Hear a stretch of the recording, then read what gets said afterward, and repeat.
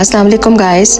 आज आपको मैं बताऊं कि मुझे दुनिया में किन लोगों से डर लगता है। मुझे ना ऐसे लोगों से डर लगता है कि जो ये ना कह दे कि मैं अपना मामला अल्लाह के सुपुर्द करती हूँ या करता हूँ।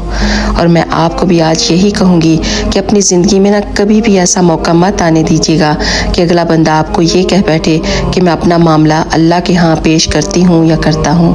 ये अल्फाज किसी के कहने से पहले ही अगर हो सके तो मामला हल कर लें, क्योंकि अगर ऐसा हो गया तो फिर सारी ज़िंदगी आपकी जान नहीं छूटेगी।